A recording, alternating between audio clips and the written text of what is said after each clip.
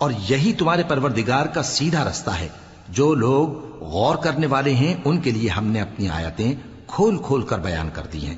ان کے لیے ان کے اعمال کے صلے میں پروردگار کے ہاں سلامتی کا گھر ہے اور وہی ان کا دوست ہے۔ اور جس دن وہ سب جن و انس کو جمع کرے گا اور فرمائے گا کہ اے گروہ جنات، تم نے انسانوں سے بہت فائدے حاصل کیے، تو جو انسانوں میں ان کے دوست ہوں گے وہ کہیں گے کہ پروردگار ہم ایک دوسرے سے فائدے حاصل کرتے رہے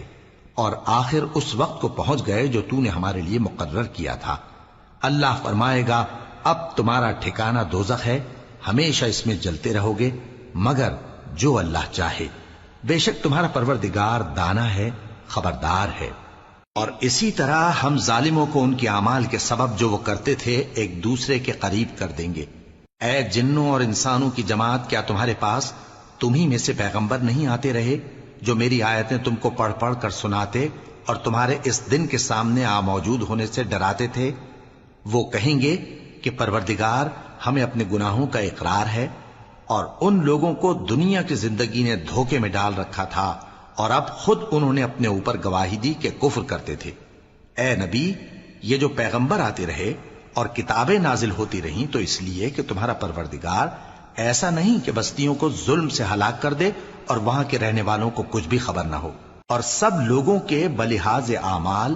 درجے مقرر ہیں، اور جو کام یہ لوگ کرتے ہیں اللہ ان سے بے خبر نہیں۔ اور تمہارا پروردگار تو بے نیاز ہے، صاحب رحمت ہے، اگر چاہے تو اے بندو تمہیں نابود کر دے اور تمہارے بعد جن لوگوں کو چاہے تمہارا جانشیں بنا دے،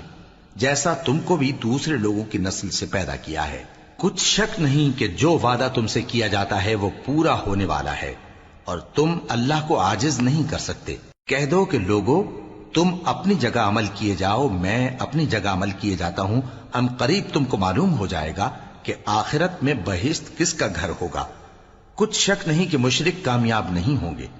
اور یہ لوگ اللہ ہی کی پیدا کی ہوئی چیزوں یعنی کھیتی اور مویشیوں میں اللہ کا بھی ایک حصہ مقرر کرتے ہیں اور اپنے خیال باطل سے کہتے ہیں کہ یہ حصہ تو اللہ کا اور یہ ہمارے شریکوں یعنی بتوں کا۔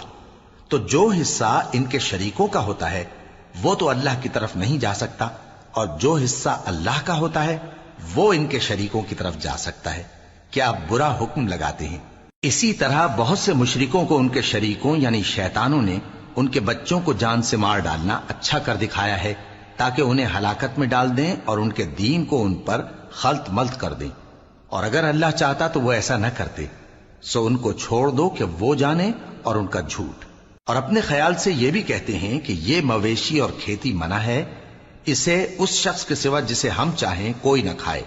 اور بعض مویشی ایسے ہیں کہ ان کی پیٹھ پر چڑھنا منع کر دیا گیا ہے، اور بعض مویشی ایسے ہیں جن پر ذبح کرتے وقت اللہ کا نام نہیں لیتے، یہ سب اللہ پر جھوٹ ہے،